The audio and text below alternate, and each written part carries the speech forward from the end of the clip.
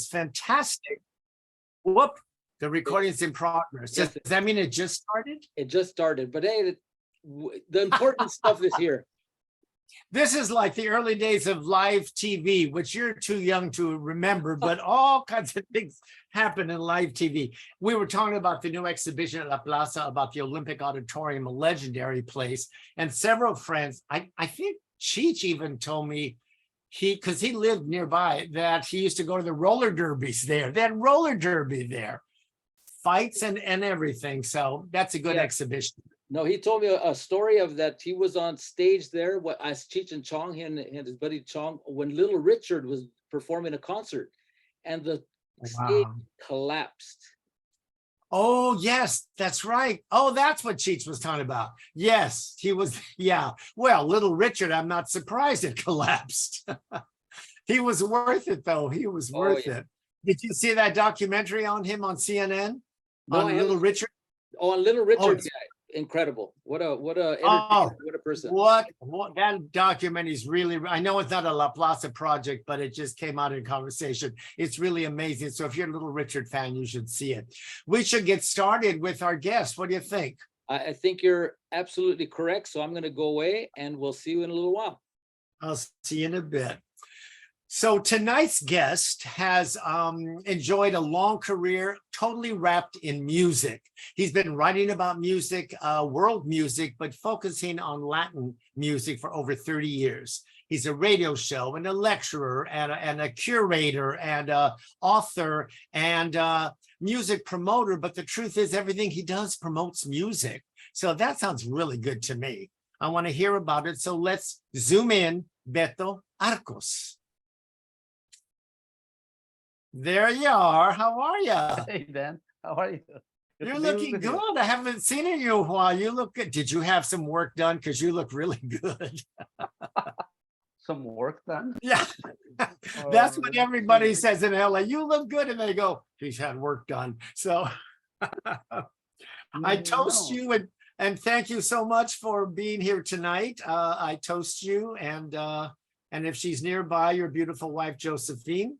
A little vino there. Salucita. I also want to toast that wall behind you. That is beautiful. And I suspect is not only decorative. How many of those do you play? Those beautiful, beautiful instruments. How many do you play? I play a few of them. I can tell you what they are a little bit. There's tiple, one of my favorite instruments. This is from Colombia. It's played. It's called. Well, it's played in the so-called Colombian Andean music. It's really more, think of it as sort of their boleros. They play bambucos and pasillos and very romantic, torch, kind of painful songs of love and longing. The oud is this instrument. This is the Arab. This is really the mother and father of pretty much all string instruments in the Western world. It basically gave us the Baroque lute, which gave us the guitar, which gave us everything else you see here. The vihuela, the everything, right? That's right. The ukulele. Jaranas, the ukulele, of course, the charango from South America, the vihuela from the mariachis and various other traditions, the cuatro from Venezuela and Colombia, and the various jaranas, Huasteca, and from Veracruz that you see here on this other side. Yeah. So yeah, that's the mother, father of pretty much all those instruments. The oud, I got this in France when we were there in November last year. It comes from Egypt, although they make in pretty much almost every country in the Arab world. I directed many things at the Kennedy Center for years, and one was America Artes, which was all of Latin America from Colombia and everything, and Arab arts and culture, Arabesque. We did one that, and I was always fascinated because I thought with a piece of wood and string, all those instruments are similar, and yet they're all quite unique. It's like how many things can you do with 2 eyes, a nose, and a mouth? How many things can you do with a piece of wood and string? But it's fascinating, and the differences and the nuances are quite subtle, sometimes very subtle. Yeah. Wow. Every country, but I do have to say, probably the country with the most variety of string instruments is Mexico. Yes. It has to do with our cultures, our riches, our indigenous cultures, of course, the influence of the Spanish. But for some reason or another, there has been a variety of different string instruments across the country. There are 5 different types of harps. I mean, people think of the harp as, oh, there's only one, harp from Veracruz, Right, right. harp from Michoacan, but there's about 5 types of harps alone in Mexico. And there's countless jaranas. I mean, just in the region of Veracruz, where I'm from, there's primera, segunda, tercera, the mosquito, the chaquiste, there's all of that, and more. And then you go to the Huasteca region, and then you have a completely different instrumentation for that style. And you go to Michoacan, and it's a completely different instrumentation for those styles, and so on. Just like one language, but all the versions of languages. But look at English in the South compared to LA, compared to back east. It's there's subtle things, but we're going to talk about that, especially Veracruz, because the jarocho is like my all-time favorite. I'm just a big jarocho fan. So we'll get there in a minute, but I'm going to talk about. I was trying to remember, because we know each other a long time, and I could be wrong, but I think the first time we met was I guested on Global Village, the radio show you had on KPFK, which is a NPR station here in LA. Pacifica Archives are legendary, what you have there. And that's when we first met. And I didn't realize that you were there a good many years, but you started there as a volunteer. How did you wind up volunteer and then having your own show at KPFK? I actually started as an employee of KPFK. I moved here from Boulder, Colorado in 1995. And then a year later, in 96, I started working at KPFK as the operations manager / music director. And then this was 96. And I created the program that you mentioned, Global Village, in 97, a year later. Now, you mentioned you're from Veracruz, which I know, and you did arrive as an undocumented immigrant, and you did go to the University of Colorado, where you got your degree. Is that why you came to the U.S. for the education there? What brought you here? No. I actually had done a couple of years of college in Veracruz. I attended the very prestigious and renowned Universidad Veracruzana, which has different homes across the state of Veracruz. The main one being my hometown, Jalapa, the capital of Veracruz. So I was there for a couple of years, attending various courses in the humanities area of the university. And then in 84, 85, I went to the School of Journalism in the city of Veracruz, in the port, because that's where the College of Mass Communications was located. And so I attended about a semester, a little more than a semester of journalism in Veracruz. And then in 85, I decided that I wanted to come back to the States. But not really. My point was not really to go to college. I really just wanted to have a job, to try to do something with my life, because I felt like it just wasn't happening for me in Veracruz. I just felt somehow that I was not able to grow, that I was limited to what I could do. I was already interested in journalism and being a journalist, but I felt like I just couldn't do what I wanted to do. So I said, what the heck, I'm going to try and go back to the US, because I had already lived in the US when I was a kid. I lived in the US in 1977, 78. I lived in the Bay Area with an American family for roughly about 12 months, 11 months or so in Palo Alto. That's where I learned English. This was when I was 15. So I turned 15. And why did you go back to Mexico? You went back to Veracruz to your school there, then eventually to Colorado. That's right. Yeah. So so you obviously had this early love for music, and I want to talk about your growing up in Veracruz and where you got your love of music. But the interesting thing to me is that you became a journalist for it. I mean, who says I'm going to be a music journalist? I mean, most want to be a musician. How did that happen? This is a great story. I'd like to tell this story because it all happened just by chance. Like most good things in life, right? Yeah, that's exactly it. Yeah. It's not something that I planned. It's not, when I was studying journalism in Veracruz, I certainly didn't even know whether I wanted to write or be a radio guy or be a TV person or do sports or do politics. I had no idea what I wanted to do. Like most, college students, you go in there thinking, okay, we'll see what happens. I'll just try this and that and the other.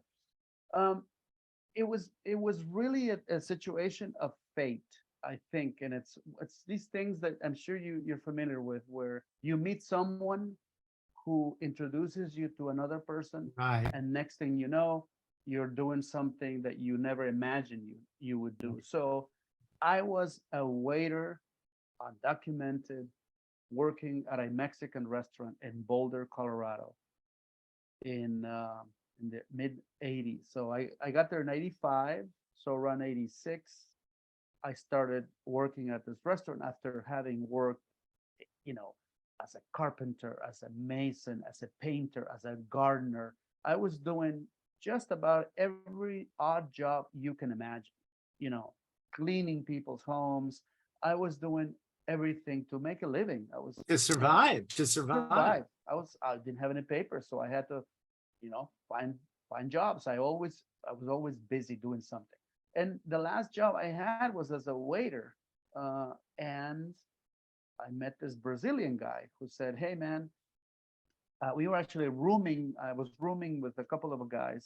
We were sharing this apartment next door to the restaurant. And he noticed that I had a bunch of records and cassettes. This is before CDs.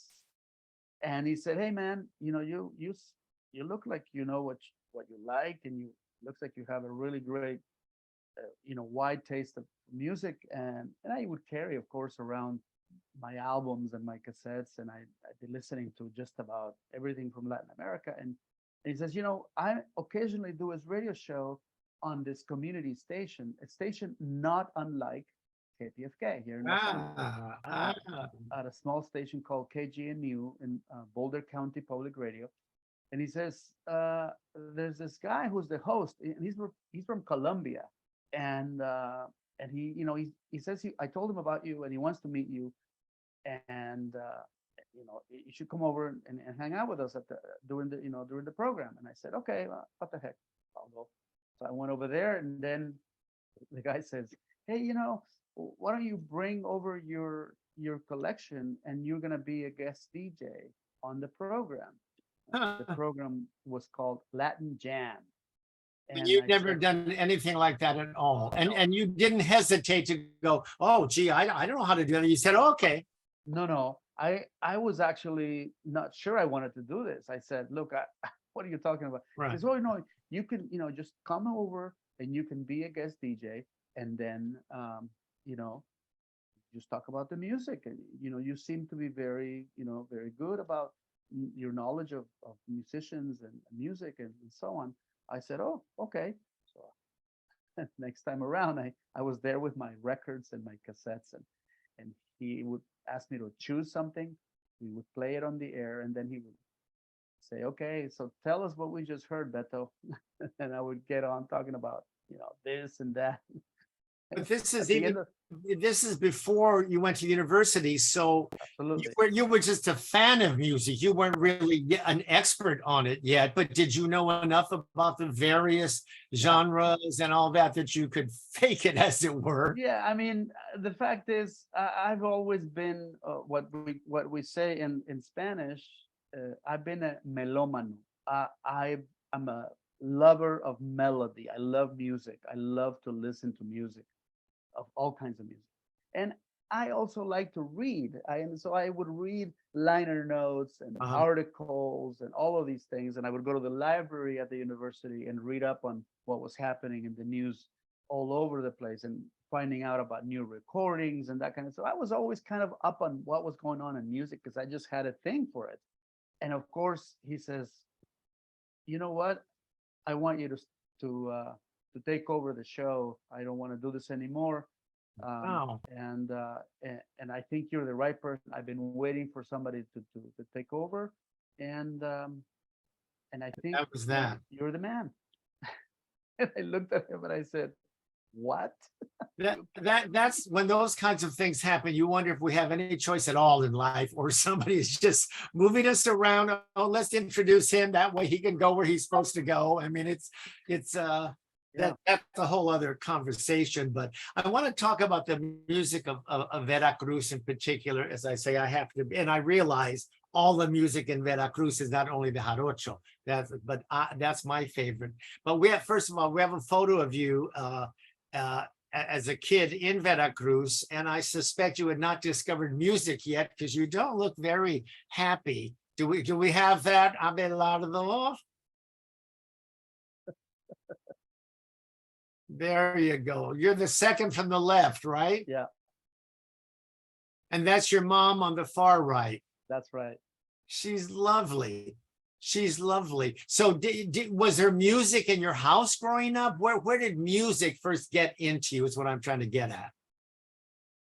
My mother turned on the radio every morning, and we would listen as kids with my brothers and my little sister. We would listen to a program called La Legión Infantil de Madrugadores.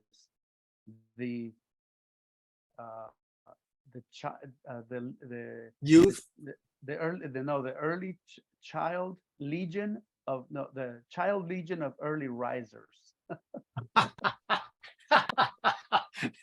It sounds better in Spanish, by the way. Yeah, and this was a program that was on from 6 until 8, 6 a.m. to 8. And so my mom would turn on the radio and we would listen to that program. And it was a program that had a combination of elements that you just don't hear anymore on the radio. It had civic information about how to be a good a good person, practicing your civic duties, knowing how to cross the street, how to respect the urban rules. It would also tell you about what was about taking a shower, about brushing your teeth, Like a about health. Sesame Street, but it was all wrapped up It in was on the music. radio, and so they would give you all that information. The hosts were just a wonderful couple. They were just fantastic characters that would almost come out of the radio and tell you all these things with such love and care. And the best part for me, on top of all of that, was the music. And the music was by none other than Mexico's sort of, major voice of children, Francisco Gabilondo Soler, Cri Cri. Oh, He was our, he at one point he did something with Disney. He was a composer of songs. Most importantly, he composed hundreds of songs, and each song told a story. But even more so, each song was composed in a different style of music. So it was never a gimmick. It was always very exciting stuff. So if it was about the cat, there was a song called, this is one of my favorite songs. It was called Gato de Barrio, the cat from the barrio, and it was a story of this cat, that lived around the neighborhood, and it was a street cat, right? Stray cat, and it was all about his story of having to cope with daily life, just like a regular person. So I would identify with all of these characters on these songs that I would hear every morning. And that was sort of the very early thing that I remember of listening to the radio and listening to music. In the evening, my father would tune to the two major radio stations in Mexico, which were XEW, XCW, which was dubbed La Voz de la América Latina desde Mexico back then. And it was the other one, it was XEQ, which was the station based in Monterrey.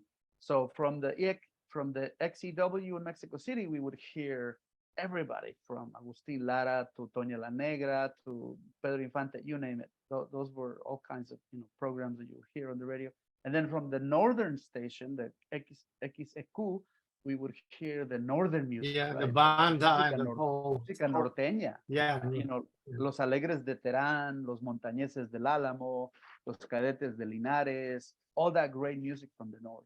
So that plus, all the music that my sister would bring. She was a nanny to a very wealthy family that was the family of the governor, the former governor of Veracruz. She would bring albums and records that just would, about the latest. Roberto Carlos, Rocío Dúrcal, Juan Gabriel, Michael Jackson, the Jackson 5, the Carpenters. So we would hear all these records and the stuff that we hear on the radio. All of that eventually had to have an impact in my life. That's what I grew up with. So you had a great knowledge early on of and talking about Mexico, we can forget about the Carpenters, but all the music of Mexico and all the different regions and the differences between the regions, north, south, in the different states. But a choreographer friend of mine mentioned, because I was talking about Jarocho and how I love the music of Veracruz, and she said that when she choreographed a whole concert or a piece, whatever it was, using the music of Veracruz, that was very difficult for her because of the rhythm. It was a very different kind of rhythm from the rest of Mexican music in the folkloric or dance world, and something about syncopation. Now, I know Jarocho has that very driving rhythm. Is the music of Veracruz musically different? Do you know what I'm saying? Even in terms of the tempo, the rhythm, a different beat to it, a count. Yeah, I mean, there is no question that Veracruz, perhaps, as much as far as we understand the influences that we hear in the music of Veracruz, it has a very strong influence of African music, of the music of the Caribbean that came through Cuba to Mexico. There's no doubt about that. But you can also hear some of that syncopation in some of the sones de mariachi, in some of the sones calentanos from Michoacán. Even in son Huasteco, there's a little bit of that syncopation as well. So unlike, say, Cuba or Colombia or Brazil, the African presence of in Mexico was not as strong. Mm-hmm. It was not as pervasive and as widespread as it is in those countries. I mean, we just have to admit that Cuba, Colombia, Brazil have much more of an African presence in their history, because they just simply were countries that were built by slavery. We just have to say that. Now, Mexico did have some of that, just not at the level, at the mass, numbers that other countries had. And so what you hear is much more subtle. The influence of African music, the syncopation, that third root, as we call it in Mexico, is not as strong a presence as it is, in other, in other countries, like I said. But it's there. It's very much there. It is part of our fabric. It's part of our sound. And in Veracruz, just like you said, in the music of Veracruz, you hear it perhaps a little more. Mm-hmm. Mm-hmm. Let's talk a little bit about Mexican music today, because certainly, and not just Mexican or Latin music, but all music has changed radically since your early days at KPFK. But in terms of Mexican music, what is your feeling about where music is today, which is much, I don't know if it's more complicated, but you've got your corridos. I have now become narco corridos, and very controversial, of course. I mean, Mexican government is trying to ban them from the radio because I think it glorifies the drug cartels. They're kind of a corrido is a ballad, a story, tells a story. We have non-Latinos who zoom in. And there's this whole genre of about the drugs and drug cartels. So it's very controversial. How do you feel about all those new style? It is a complicated aspect of Mexican music. The fact of the matter is, much of what we see today in the genre that's called corridos tumbados, which by the way, we have to just a little quick parenthesis here. This style of music, created really in northern Mexico, has taken off thanks to a record label here in Los Angeles, in Whittier, none other than Whittier, the record label that helped to launch the career of such names as Natanael Cano and others, is based here in Los Angeles. It's called Rancho Humilde. That's the name of the record label. It isn't Universal. It isn't Sony Music. It isn't anything else except this little label that launched the career of these artists. That said, you're right. The content of the lyrics of most of the songs in this particular genre of music is misogynist, and it is about a lifestyle that no one should endorse. So it's not unlike rap, really. It is, for lack of a better comparison, it is a kind of gangster rap from Mexico.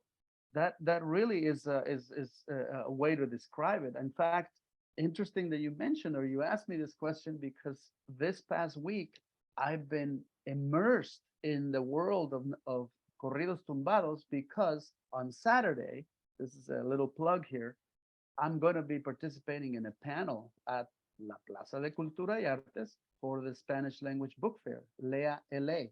And it's happening at 12 at La Plaza de Cultura. I'm going to be on a panel with a couple of other folks to talk about corridos tumbados. And I'm going to be addressing this very topic. And I'm going to mention these things that I'm saying to you right now, that there's something to be said about this style that glorifies this kind of, swagger and macho qualities, which I want none of it. I want nothing to do with it, and it's certainly not interested in the sort of language they're using of misogyny against women. It is absolutely not okay. And that said, I do have some things to say that I would say would be positive about the music. This is go ahead. Mexican. The music is very Mexican. And one aspect that I am actually very happy about is that they are using instruments and not computers. I'm happy to say that the instrument that they're using, one of the instruments they're using, is this instrument I have right here in the back, which is called bajo quinto. It's an instrument that precedes bajo sexto. Bajo sexto is the 12-string guitar that everybody knows from Los Tigres del Norte, etc. But this instrument actually precedes the bajo sexto. It's a bajo quinto. It's 10 strings, double strings, and it's actually one of the instruments that they used to play corridos tumbados. It is one of the essential, instruments. And would you say corridos tumbados, tumbar is to what? To knock over? I mean, is that a play on, because as I understand it, corridos tumbados is the subgenre of the narco corridos, and that's a mix of the electronic, reggaeton, and hip hop. But here's an interesting thing that's good or bad, I don't know. You probably know this, but maybe others don't. I did some research here, and this on Spotify. with more than 5.6 billion Spotify streams worldwide. Can you believe it? Billion streams worldwide. The Mexican music genre, not Latino, Mexican, has grown by 56% in the last year and more than doubled in popularity since 2019. And they're saying that much of that growth is because of music, the subgenres like corridos tumbados and artists like Peso Pluma, who was at Coachella this year, that kind of music is attracting a worldwide fan base. Absolutely. Absolutely. I mean, if you had asked me 2 years ago where was music heading, I could never tell you. I would never, in my wildest sort of imagination, I could have said that it was going to be this genre of music that was going to come and say to reggaeton, move over, because it is now absolutely over reggaeton in terms of the numbers, in terms of the popularity. I do have to say something that is really important.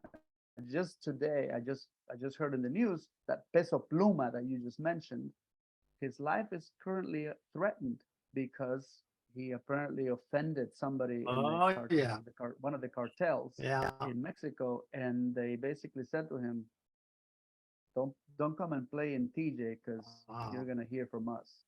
He was just at Coachella. Along with Bad Bunny and Becky G and a friend of mine who goes every year. He said he's never seen such a large Latino presence, both on and off stage, as this year. Yeah. I mean, the folks who book Coachella, they certainly know and they have a sense of what's happening.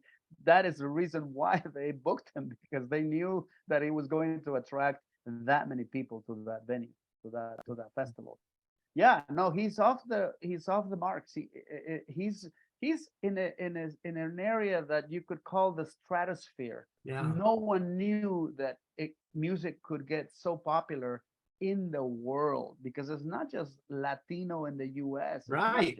No, it is everywhere. And fairly quickly. I mean, from when he started to where he's very fast. Well, with the internet and everything today, everything is speeded up. Everything is fast. Yeah, no, I was just looking at some of the numbers on Spotify and the YouTube.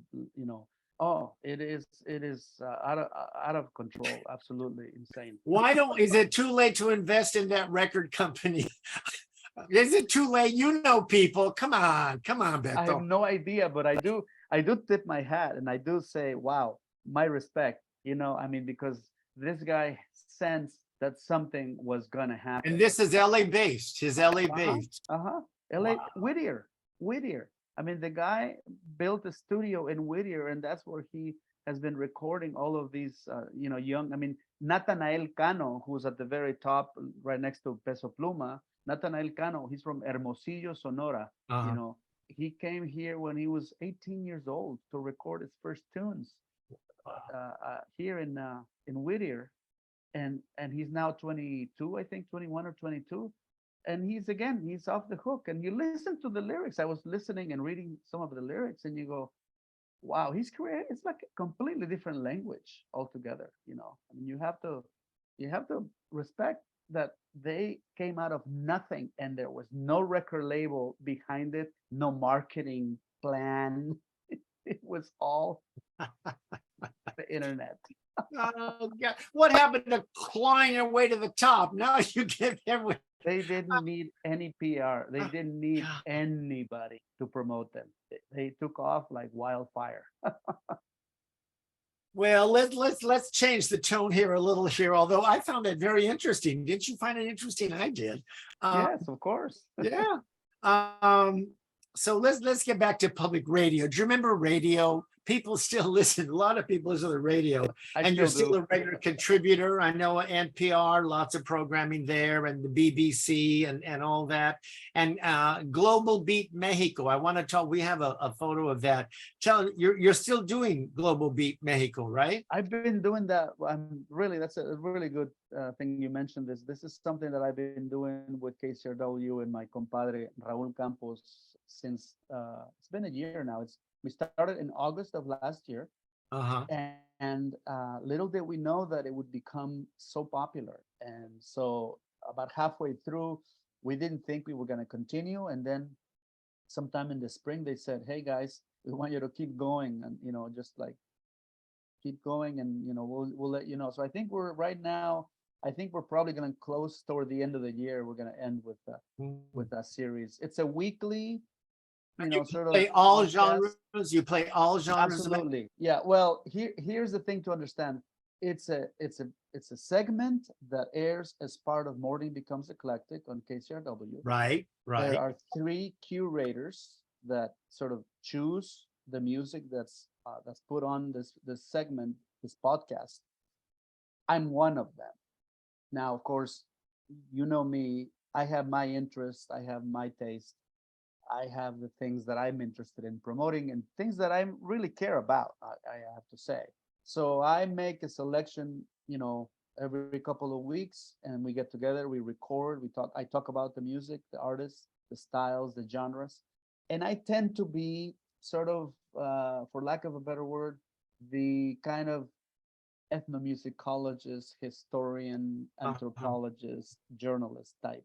I really talk about the story behind the music. I talk about if there's some traditional instruments or music, I talk about it. I mention where it's from. I talk about some of the names, the tradition.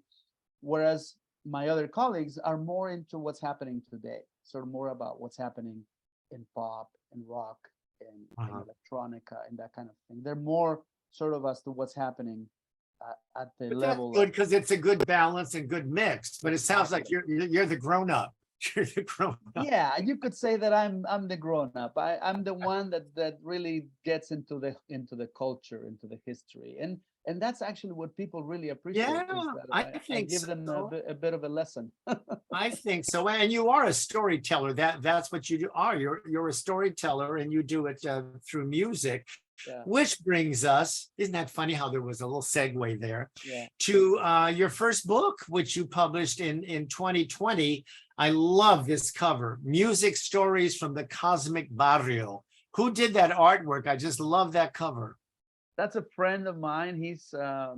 He actually was born in Mexico of Canadian parents. His name is Alec Dempster, and he's a phenomenal artist. Really, really. I just told him, look, this is the name of the book, and this is what it's about. And I should say there are three covers of the book. Oh, This is one. The uh-huh, one you had is another one, uh-huh. and here's the third.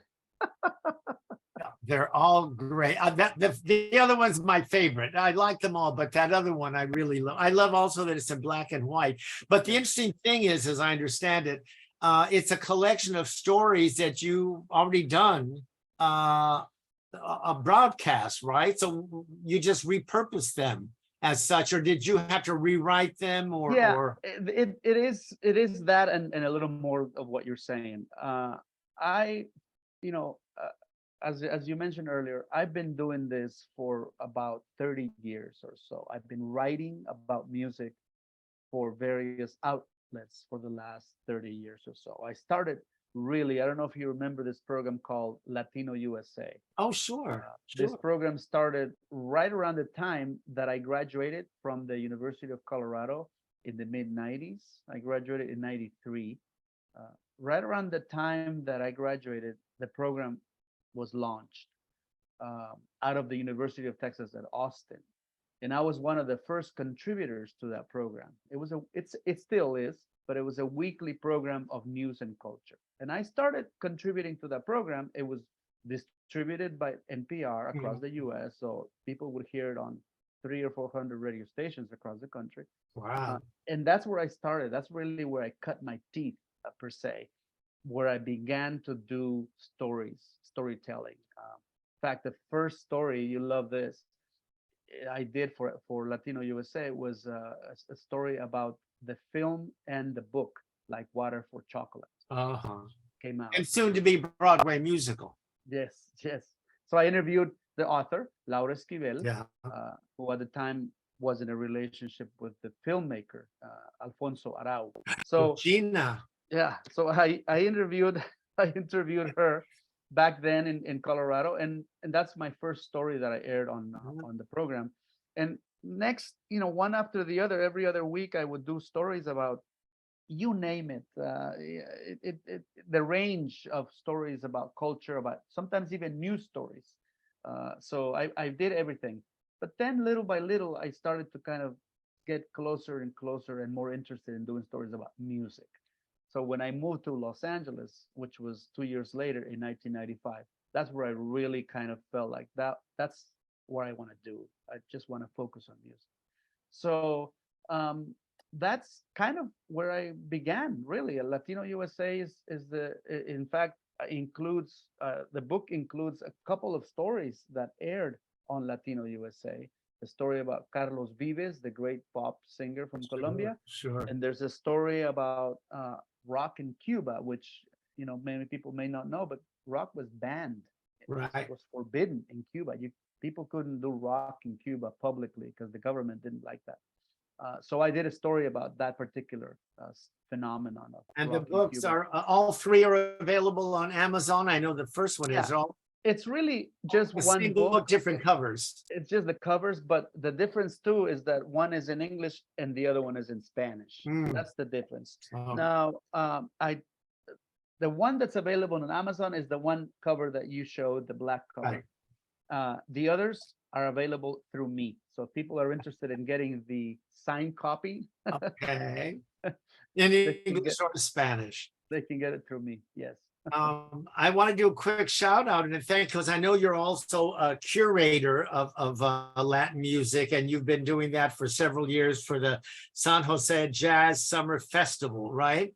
I've been doing Well, that. I want to happily for thank you 7 years. because you had my cousin there. You had my cousin Aaron Rautenberg and his Orquesta Taino. Yes, sir. That's he my played- cousin. Yeah, I booked him last year. He Oh, just played last year. Fantastic band. He's I a booked.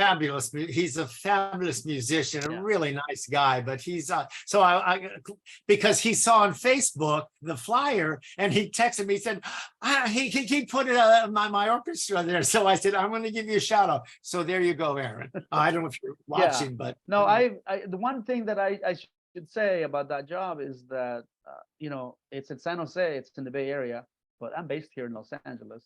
Right. So I always, every year, I book 3 or 4, sometimes even 5 bands from LA to play at the San Jose Jazz Festival.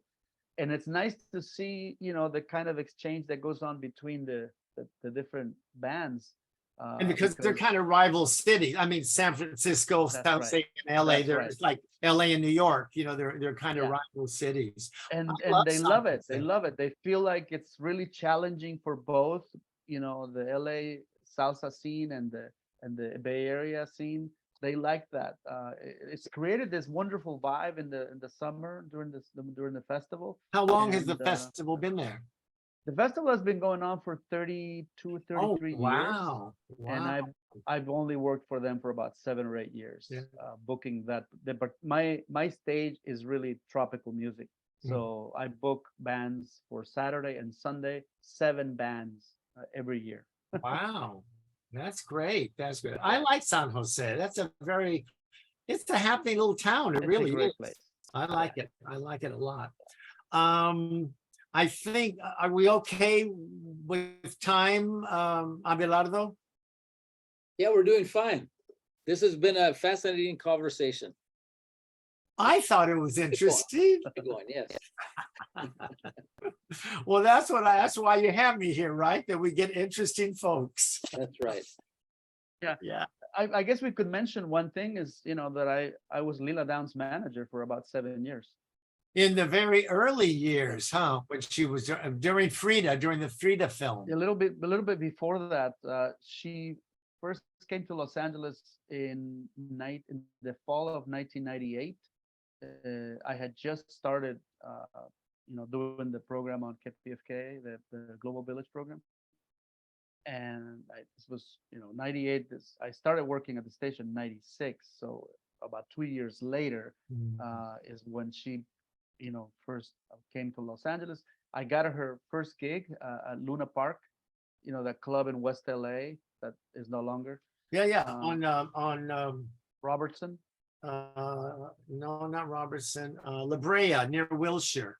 That's a restaurant. This was a club. Oh, yeah. The club was called Luna Park. It was in Robertson, in West Hollywood. Right. And I booked her. I got her the first gig in Los Angeles, and she sold out. So she did 2 shows, and then I recommended her for the Hollywood Bowl for the World Festival of Sacred Music, and she played there before 18,000 people, which was her biggest show yet. Yeah.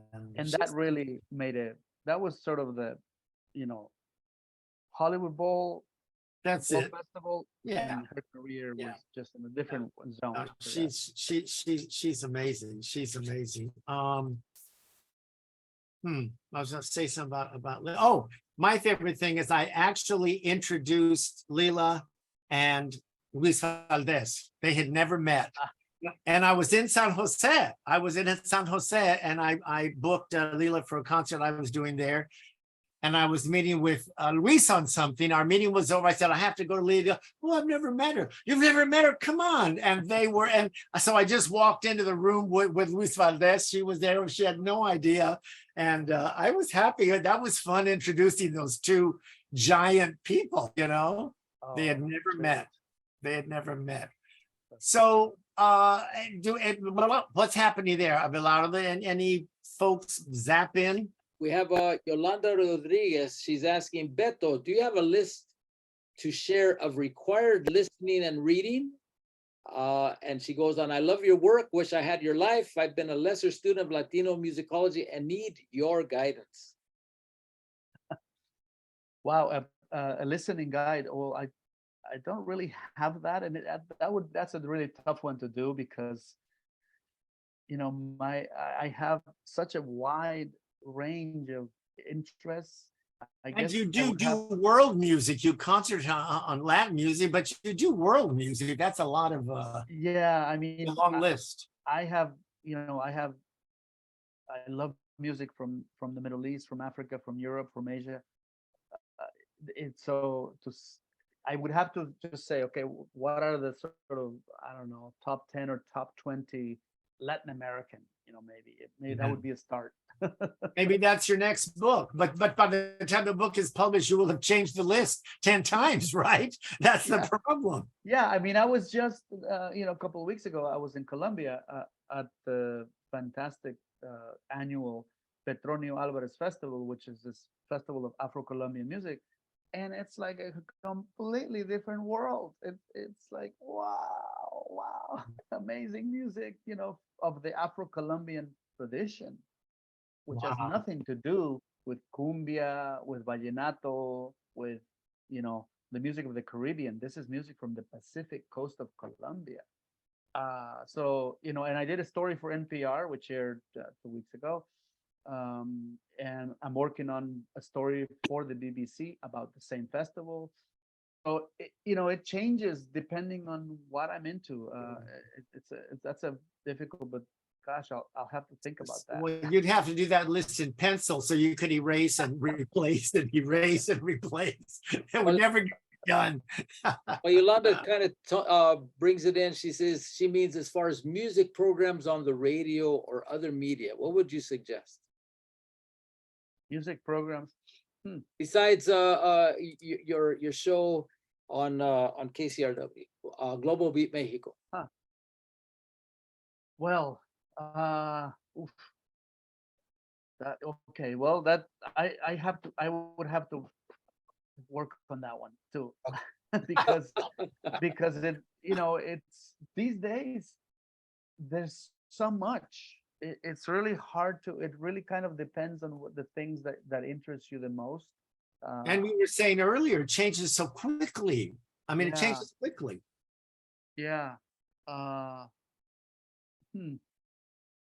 mean, I would start probably by going to a couple of the websites of the networks that I collaborate with, which is the music that I listen to and that I'm always in touch with.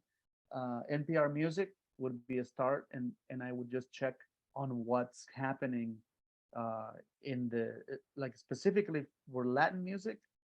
Check out the Alt Latino sort of page. That's a start for what's happening just in Latin music in Latin America. That's just the very first start. If you're interested in world music and what's happening around the world, I would go to the BBC and I would check out BBC Radio 3. And the program that I contribute to is called Music Planet. Music There, Planet. Music Planet. There you have a whole number of options of things you could listen to. I would recommend to go to their podcast section, and they have a podcast, which is the one that I do. It's called Road Trip. And this is where someone like me takes you on a road trip in a different corner of the world. So you could hear about music from New Zealand, from China, from Mongolia, from Africa, from Latin America, and so on. In just in 10 or 15 minutes of a podcast, you can learn about this or that tradition from the world over. That's another way to, to see the different things that are happening. Completely new, completely different. That would be a start. All right, good. And that's Out Latino on NPR with Felix Contreras. That's right. Yeah, so Yeah, they do a podcast every week. They interview people. They do playlists. They do all kinds of different things. In fact, right now, I think, if I'm correct, they're now in northern Mexico. I saw a post from Felix last week where he was in Mexico doing some interviews with musicians in the hometown of Los Tigres del Norte in Sinaloa, because they're researching the whole thing that we were talking about earlier, Dan. Uh-huh. The corridos, Right. the regional Mexican music phenomenon, and what they're trying to understand what happened. How did this thing just exploded? And that's the right word. But it's scary because look at Bruno now. He's got a bounty on his head. I mean, and they're not kidding. How many of the politicians gone? The minute, so It's serious, because very serious. if you look at the news, there were 4 or 5 announcements that they made throughout the city of Tijuana that basically told them, don't come here, or you're gonna You won't leave. Basically, yeah. It's terrible that this is happening, but it's the world. It's the world. It's not just the music world, unfortunately. Yeah. So But let's leave on a happy note. Pardon the pun. let's Let's do. leave on a happy note. Abelardo, make us happy. Okay, well, I just want to let Betto know how much you've influenced my musical, not taste, but as far as the exposure of the music that I listen to. Listening to you, of course, on Global Village back in your KPFK days, it opened me up to groups, Café Tacuba, Silvio Rodriguez, so many more, and you continue to do that with your podcast, with just the different activities that you're involved with. I mean, I just saw online you had a conversation with Jackson Brown, one of my favorites. Just your wide range of musical interest, taste, and knowledge is what is much appreciated in my household, and I'm sure with many households out there, many ears out there. So thank you. Well, I'm going to now tip my hat to you and La Plaza, because I don't know if you remember this, Abelardo, but was it 2 years ago we did a program on Afro Latin music? Yes. Do you remember that? Oh yeah, I remember that. one of my We favorite. had Cesar Castro, we had Angelo Salazar, who plays Peruvian guitar, and we had Eduardo Martinez, who plays, he's from Colombia, he plays gaitas and drums. Because of that program, yeah, get ready for this. Because of that program, which you posted, I got invited to Penn State University last year, and also to the University of Wisconsin, to give a talk about Afro-Latin music to students at these universities. Oh, And that was caused by that program that we did for La Plaza during the pandemic.